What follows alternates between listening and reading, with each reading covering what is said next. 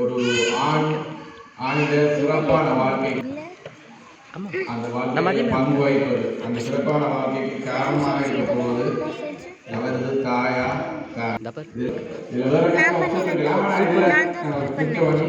தாயை சார்ந்து வச்சு கேட்கப்போம். இது துவங்கும் முதலே நான் சொல்றேன். இதில் வந்து வாதாடும் போது யாராவது சம்பவங்கள் யாராவது நபர்கள் ஏதாவது இடங்களை பற்றி ஏதாவது கலைச்சா அது வந்து தற்செயலாக நடந்த விஷயம். அது வந்து யாரையும் குறிப்பது சரியா? அதை வச்சுக்கொண்டு அவர்களை பிறகு இங்கே கிடைக்கக்கூடாது. பொதுவாக சொல்வார்கள் எந்த ஒரு ஆணின் வெற்றிக்கு பின்னாலும் ஒரு பெண் இருப்பாங்க. ஆனால் அந்த பெண் யாராவது டவுட்டே இருக்கிறாங்க. அது வந்து ஒரு கேள்வியாகவே இருக்கு. ஏன்னா அதை சொல்ல வந்தவங்க சொல்ல விரும்பல. அந்த பெண்ணை சொல்லி என் பிரச்சனையை எடுப்பாங்க. அதால் அதை சொல்லலை. அதை பற்றி நாங்கள் இந்த கலைக்கிறதுக்கு இந்த 2 குழுவினர் வந்திருக்கிறார்கள். அவர்கள் கலைக்கும் போது அவர்களை நான் அறிமுகப்படுத்துகிறேன். உங்களுக்கு எல்லாரும் தெரிந்தவர்களாம். தாயா என்ற குழுவில் முதலாவதாக பேச போவது லோஜினா.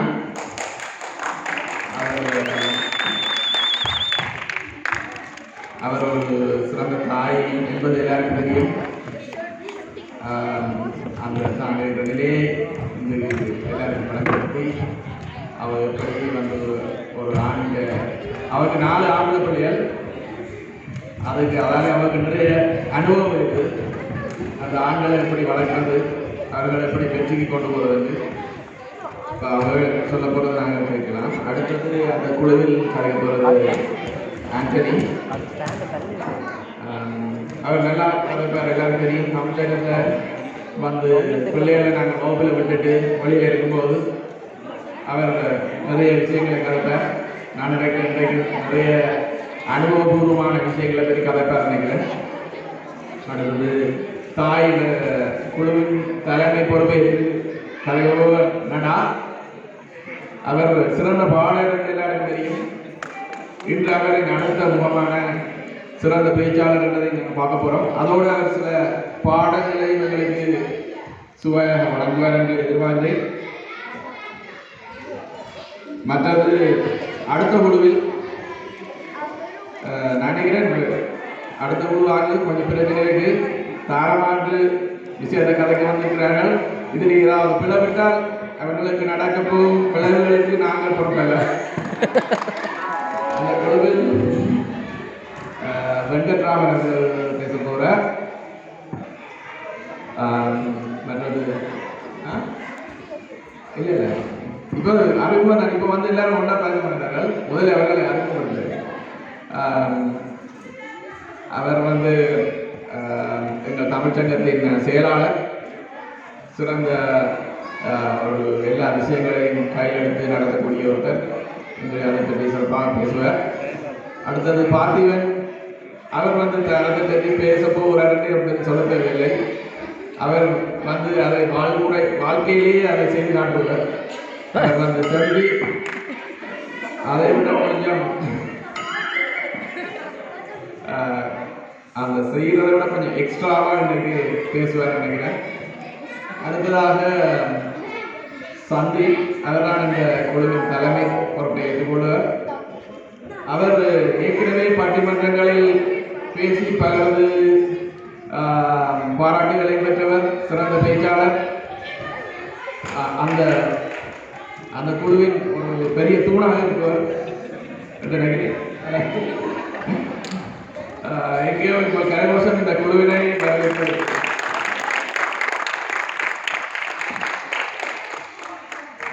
இவர்கள் துவங்கும் முதல் நான் சும்மா ஒரு அனுபவத்தை சொல்லிக்கொண்டு அவர்களை பேச அழைக்கலாம் நினைக்கிறேன். பொதுவாக பார்த்தால் பெண்கள் இல்லாமல் ஆண்களின் வாழ்க்கையே இல்லை. பெண்கள் இல்லாட்டி ஒன்றுமே நடக்காது. ஆனால் இப்போ நாங்கள் பார்க்க போகிற தலைப்பு ஆண்களின் வெற்றி என்று பார்த்தா ஒரு ஆணை உருவாக்குவது. அவை இந்த அடிப்படை பழக்க வழக்கம், கல்வி, பண்பாடு, அவை இந்த உலக நடப்புகள் எல்லாத்தையும் வந்து அவர்களுக்கு சொல்லிக் கொடுக்கிறது அவை. ஆனால் அவர்களெல்லாம் பழகிட்டு வழியில் வந்து பிரச்சனைகளை எதிர்கொள்ளும் போது அவையோட கூட இருக்க போகிறது அவருடைய மனைவி தான் கூடுதலாக கட்டளை இருப்பார். அப்போ 2 பேரோட பங்களிப்பும் அதில் இருக்குது. அடுத்தது நாங்கள் தாயின்னு பார்த்தா நாங்கள் பிறக்கவில்லை, அவர் தாயின் உறவு எங்களுக்கு வந்தது. அதை நாங்களாக தெரிவு செய்ய முடியாது.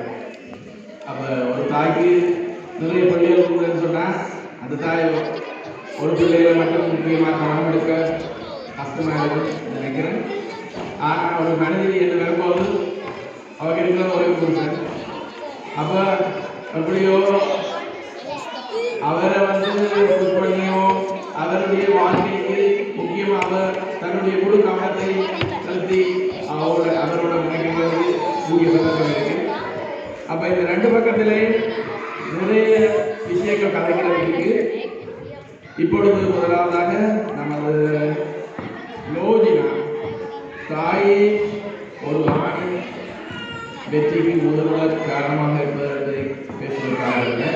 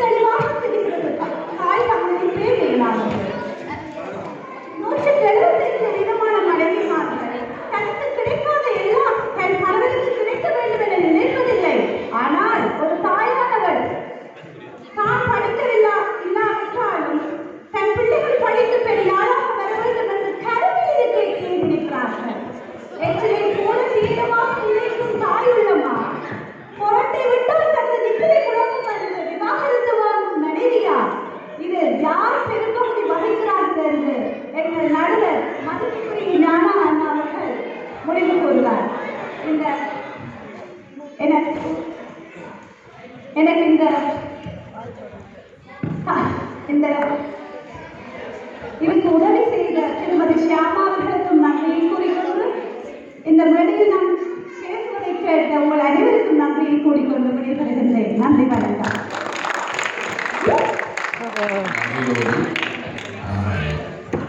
ஒரு சுரங்கத்தின் குரலை காட்டி ஒரு அம்மா வந்து ஒரு நான்கு வாழ்க்கையில் உணவு அவர் முக்கியமாக சம்பாசனம்.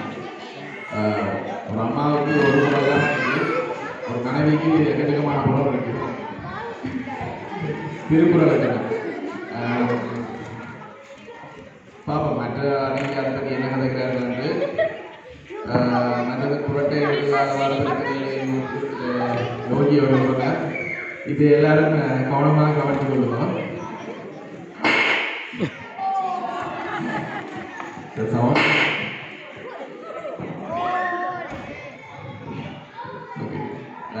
அடுத்ததாக இவ்வளோ நேரம் நான் சொந்த ஊரில் தான் கேட்குறேன்.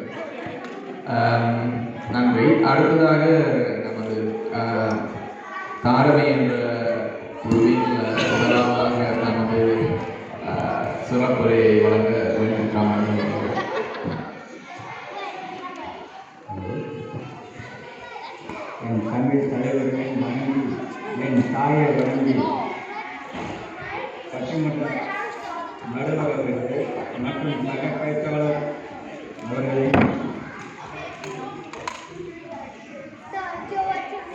பட்டிமன்ற நடுவர் அவர்களும் மற்றும் சக பேச்சாளர் இவரும் சபையோர் அனைவரும் வணங்கி நடுவர் அவர்களே தலைப்பு என்ன பார்த்தீங்க சொல்லுங்க.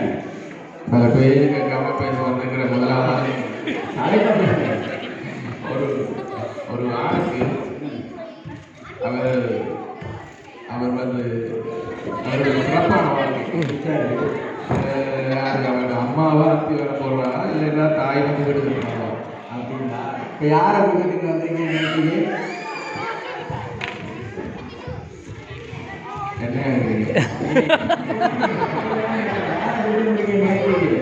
நிகழ்ச்சிக்கு கூட்டி கொண்டு வரதான் பாக்கி மறுநடத்துறாங்க. யாருக்கு இப்போ நான் சொல்ல முடியும் உங்கள் மனைவி கடுமையாக சிரிக்கிறாங்க. நீங்கள் தீர்ப்பை கொடுத்துட்டு போன பிறகு வீட்டிலையும் இருக்கணும். அதை வேற ஞாபகம் வச்சுக்கணும். நீங்கள் நியூஸ்லாம் இருக்கிறீங்க, நீங்கள் போய் அம்மா கூட்டி கொண்டு போய் நீங்கள் வந்து வரும்போது கூட்டிட்டு வாய்ப்பு கூட்டிட்டு அம்மா கூட்டிட்டு சார் எங்கள் ஊரில் ஒரு பழமொழி சொல்லுவாங்க, இவனுக்கு ஒரு காலு கட்டு போட்டால் திருவான்னு சொல்லி. அதே மாதிரி எல்லாருக்கும் ஒரு காலு கட்டு போடணும்னு சொல்லி திருமணம் பண்ணி வைப்பாங்க பெற்றோர்கள். அந்த மாதிரிக்குமா என்னைய திருமணம் செஞ்சு வைப்பாங்க என் மனைவியை. அதுக்கு தான் இன்றைக்கி முன்னேறி இந்த இடத்துல பேசிட்டு வந்திருக்கேன். ஆனால் இப்போ எதிர்கட்சி உட்காந்துருக்காங்க பாருங்க, இவங்கெல்லாம் வந்து யூடியூப் அதுன்னு எல்லாத்தையும் பார்த்துட்டு அதில் குறிப்பிட்டு வந்திருக்காங்க. அடுத்து ஏங்க இந்த ஒரு இதை நான் சொல்கிறேன், இந்த நியூசிலாந்தில் இப்போ நம்ம ஒரு வீடு வாங்கணும்னா பேங்க்கில் போய் வங்கி கடன் கேட்டிங்கன்னா கணவன் மனைவி 2 பேரும் வேலை பார்த்தா தான் வங்கியில் கடன் கொடுப்பாங்க. தனியார் வீட்டில் வேலை பார்த்து வீடுன்னு போய் கேட்க சொல்லுங்க, கண்டிப்பாக கொடுக்க மாட்டாங்க. இது உண்மை தானே? இது தெரிஞ்சுக்க நம்மளுடைய போயிட்டு கடன் வாங்குறாங்க. இங்கே இருக்கிறவங்க எல்லாம் பேங்க்லேயே கடன் கொடுப்பாங்க. அங்கே இருக்கவங்க அவங்க ஓகே நடாவும் ஆண்டனையும் தாயை பற்றி பேச வந்திருக்காங்க. ஆனால் 2 பேரும் லவ் பண்ணியிருக்காங்க. 2 பேரும் லவ் பண்ணி லவ் மேரேஜ். இப்போதான் பிள்ளைய பண்ணீங்க, இப்போதான் அவங்களுக்கு புற விளங்குது.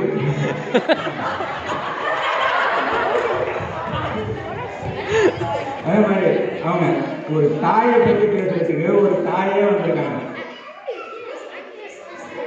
ஏன்னா ஒரு திருக்குறள் ஒன்று சொல்லிட்டு போனாங்க. அதே மாதிரி நம்ம முன்னோர்கள் வந்து சொல்லி வச்சிருக்காங்க, மனைவி அமைவதெல்லாம் இறைவன் கொடுத்த வரணும்னு ஒன்று சொல்லி வச்சிருக்காங்க. உங்க பேச்சை கேட்க கூடாதுன்னு சிவா போயிட்டாரு போல.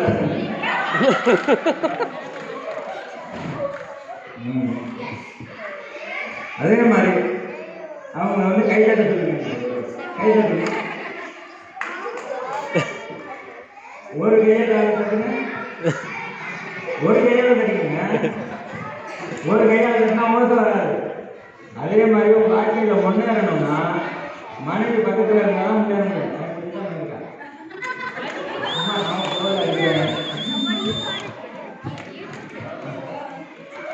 அதே மாதிரி தாய் வந்து ஒரு தாய் மட்டும் கிடையாது, தகப்பனும் இருக்காங்க. தகப்பனும் தாயும் சேர்ந்து தான் நம்மளை வந்து சின்ன பிள்ளைகளை வளர்த்து முன்னேறி வருகிறாங்க. அதுக்கப்புறம் நம்ம திருமணம்னு ஒரு அடி எடுத்து வச்ச பிறகு தான் நம்மளுடைய அதுக்கு முன்னாடி பேச்சுலராக இருக்கிறவங்க எல்லாருக்கும் தெரியும் எப்படி இருந்திருப்பீங்க பேச்சுலர்லன்னு. கல்யாணம் பண்ண பிறகு மனைவி சொல்றதை எல்லாம் கேட்டு தான் ஒவ்வொருத்தங்களும் அது வழி முன்னேறி இங்கே வந்து நிற்கிறோம். இன்னும் சொல்ல போனால் நடுவர் அவர்களே, இதுக்கப்புறம் ஒன்றும் தெரியல. அதை விட்டு இவங்க வந்து நடா பாட்டு பாடி உங்களை மயக்கிடுவார், அதையும் பார்த்துக்குங்க. கண்டிப்பாக பாடுவார், அதையும் கேட்டு நீங்கள் மயங்கிறாதீங்க. தீர்ப்பு சொல்லிட்டு வீட்டுக்கு போகணுன்னா அவங்க இப்போ சிரிச்சுக்கிட்டு இருக்காங்க பாருங்க, அதே மாதிரி வீட்டுக்கு போகணும்னா தீர்ப்பை நல்லபடியாக கொடுக்கணும்னு சொல்லி என் உரையை முடித்துக் கொள்கிறேன். நன்றி, வணக்கம்.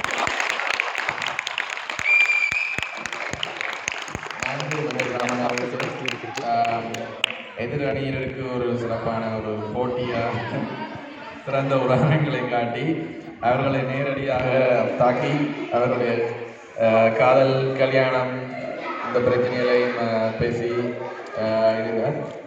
அது உண்மைதான். கால்கட்டு போடும் வரைக்கும் தலையட்டு செய்வர்கள் கால்கட்டு போட்டால் ஒழுங்காயிரம் சொல்வதுண்டு. இன்றைக்கு அதுக்கு ஒரு உதாரணமாக வெங்கட்ராமன் தன்னை காட்டியிருக்கார். அதுக்கு நன்றி. அடுத்ததாக எதிரணியிலிருந்து ஆண்டனி அவர்கள் பேசுவார்.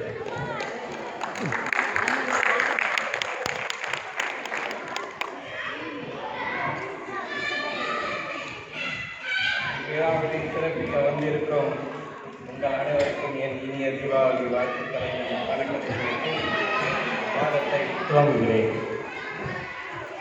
என் எதிர்கட்சி சகோதரர் சொன்னார், மனைவி அமைவதெல்லாம் இறைவன் கொடுத்த வரம் என்று. மனைவி அமைவதெல்லாம் இறைவன் கொடுத்த வரம் அல்ல, இது இறைவன் கொடுத்த தீர்ப்பு. செஞ்ச பாவத்துக்கு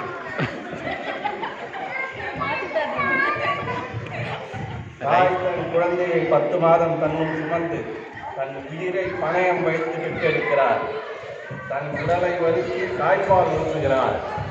நான் பெற்ற குழந்தை ஊனமாக இருந்தாலும் நீதான் என் செல்வம், நீதான் என் உயிர் என்று வாழ்நாள் முழுவதும் சுமக்க உறுதியேற்கிறார்.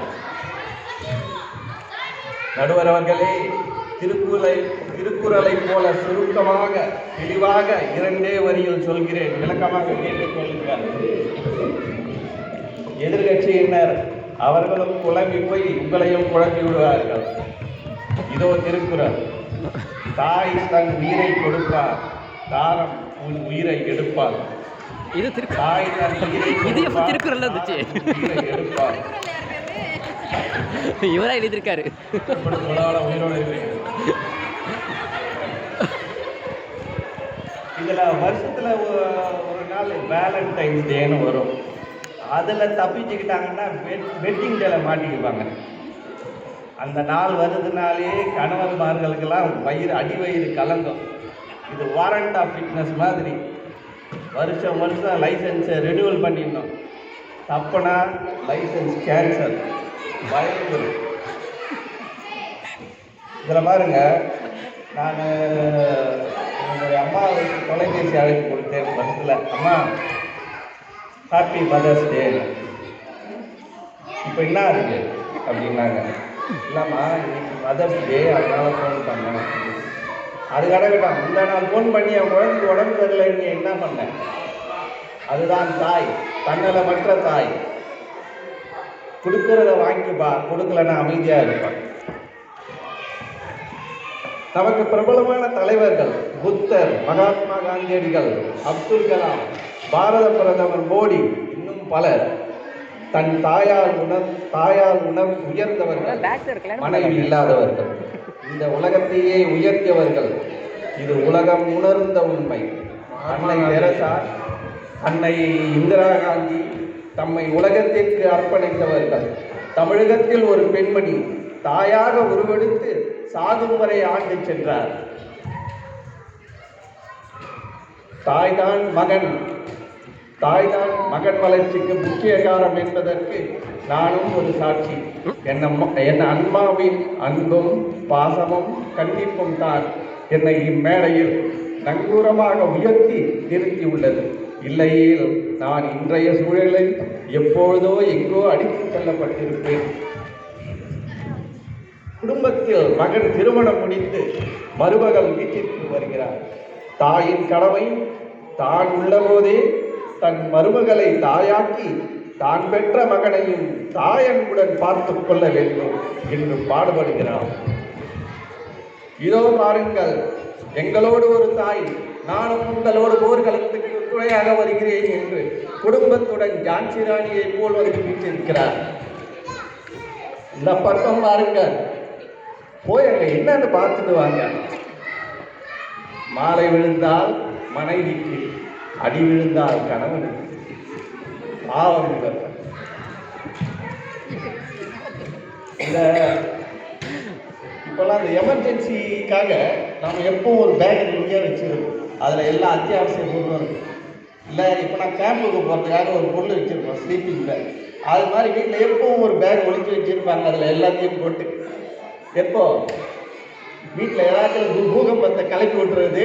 அப்போ நான் எங்கள் அம்மா வீட்டுக்கு ஓடி போயிடுவேன் கொஞ்ச நாளைக்கு. எதையும் வெளிப்படையாக சொல்ல மாட்டாங்க, இப்படி தான் சிக்கல் காமிப்பாங்க. என் புராணத்தில் தசரத சக்கரவர்த்தி கைகை தாயாக இருந்தாலும் அவள் மனைவியாக நடந்து கொண்டதால் தான் ராமன் வனவாசம் செல்லவில்லை என்பது. அதேபோல் மகாபாரதத்தில் பாஞ்சாலிக்கும் துரியோதனுக்கும் ஏற்பட்ட மனக்கசப்பு தான் பாரத போர் உருவாவதற்கு முக்கிய காரணமாக இருந்தது.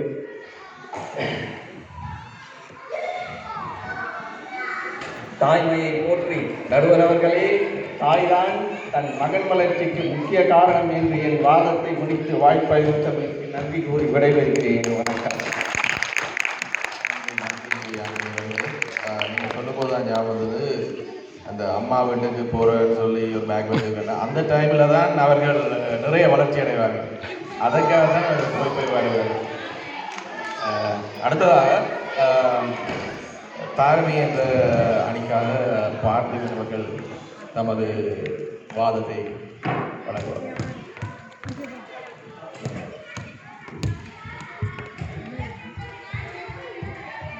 அவைக்கு வணக்கம். நடுவர் அவர்களே, உங்களுக்கு தனி வணக்கம். இன்றைக்கு நீங்கள் சொல்ல போகும் தீர்ப்பு எங்கள் பக்கம்தான் ஏற்கனவே முடிவு செய்யப்பட்டது ஒன்று. ஏதோ உங்கள் கடமைக்காக அவர்கள் பக்கம் பேசுவது போல் பேசிக்கொண்டிருக்கிறீர்கள். நன்றி. நீங்கள் கொடுப்பதாக சொன்ன பொருட்களுடன் வந்து செய்கிறீர்கள்.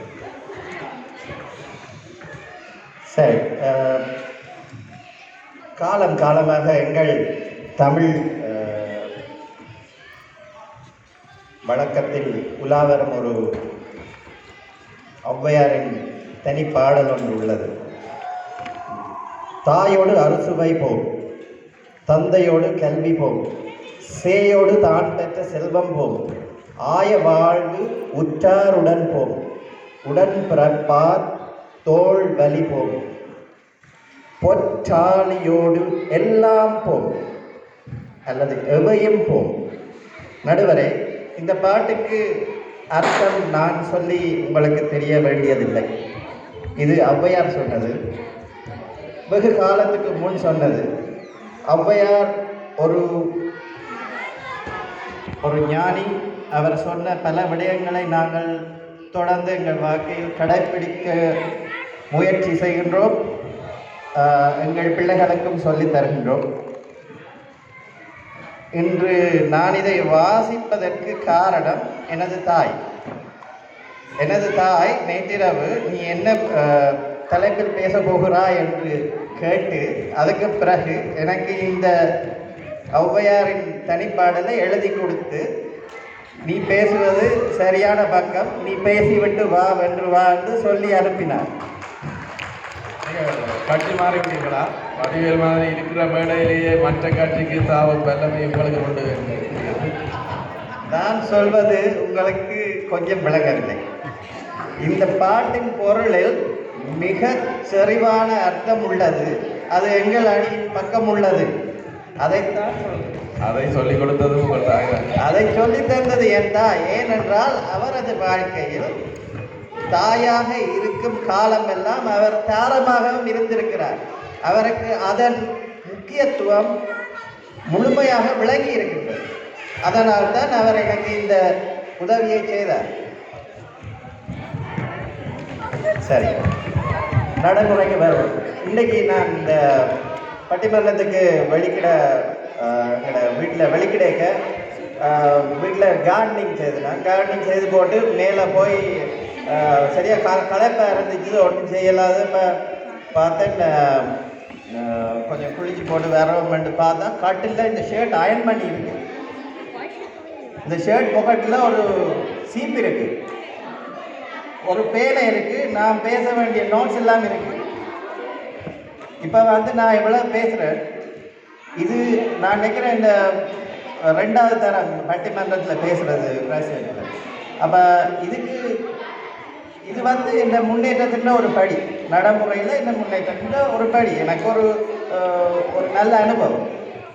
இதை ஊக்குவிப்பவர் யார்? நான் கேட்டு பார்த்ததில் அது எனது மனைவி தான் செய்து வைத்திருந்தார். ரெண்டாவது தரத்துக்காக பேச போறீங்கன்னு இருந்தபடியால் அப்படியும் இருக்கலாம். ஆனால் இது முதலாவது தரம் நடந்ததில்லை.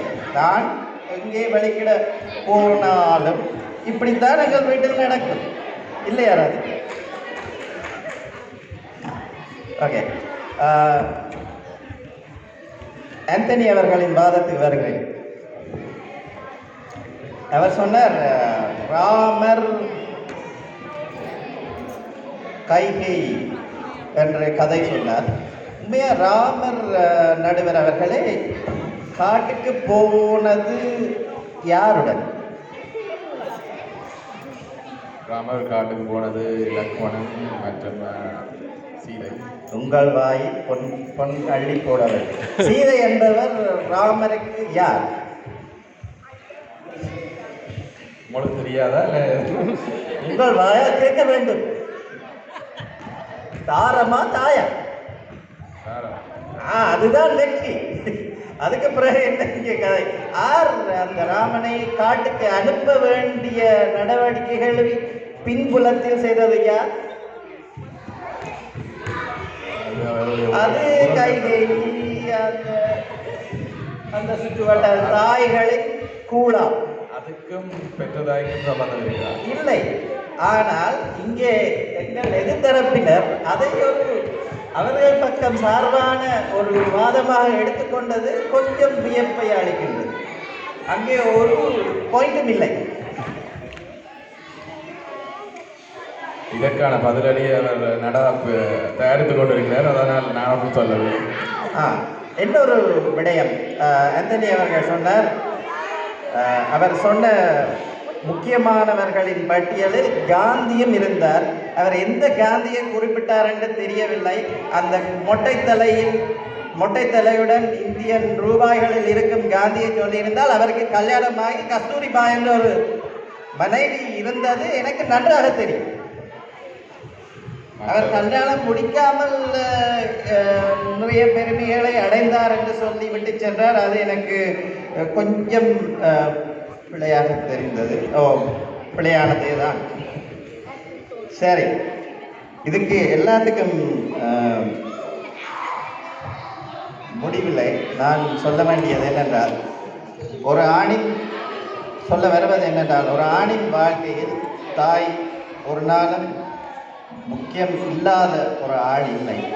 ஆனால் அந்த வாழ்க்கை அன்று அவன் உலகத்தை காலடி வைத்து வெளியுலகில் சென்று தனது விருப்பு வெறுப்புகளை அறிந்து தனது தகமைகளை கூட்டிக் கொண்டு உலகத்தில் உதிரி நடை போடுவதற்கு பக்கத்தில் நின்று துணையாக சென்று ஒவ்வொரு நாளும் அவன் எடுக்கக்கூடிய முடிவுகளை அவனுடன் கலந்து ஆலோசித்து அந்த வெற்றி பாதையில் பயணிக்க கை கொடுப்பது எந்த தாயுமே ஒத்துக்கொள்ளக்கூடிய ஒருவர் அவர் தாரமே தான். அந்த தாரம் இல்லாமல் உண்மையில் சொல்லப்போனால் ஒரு மனிதன் முன்னேற முடியாது. முன்னேறியவர்கள் இருக்கிறார்கள். ஆனால் பெரும்பாலானவர்கள் சாதாரணமான வாழ்க்கையில் எங்களை போல உள்ளவர்கள் எல்லாருக்கும் அந்த கம்பேனியன்ஷிப், அந்த சிநேகிதம் தேவை. மனைவி என்ற ரூபத்தில் வரும் சிநேகிதம் தேவை. அது எங்களுடன் எந்த நேரம் கைகோர்த்து அருகில் வந்தால்தான் வாழ்க்கையில் இறுதி வரை முன்னேறி செல்ல முடியும், இயல்பாய் வாழ முடியும். இதை கூறி ஆணித்தரமாக கூறி விடைபெறுகிறேன். அவைக்கு நன்றி. பார்க்கிறவர்களே மிக சிறப்பான வாத கருத்துக்களை எடுத்திருக்கிறார் மற்றும் எதிரணியுடைய கருத்துக்களுக்கு தக்க பதிலடி வழங்கியிருந்தார். அவர் பேச்சின் சாராம்சமாக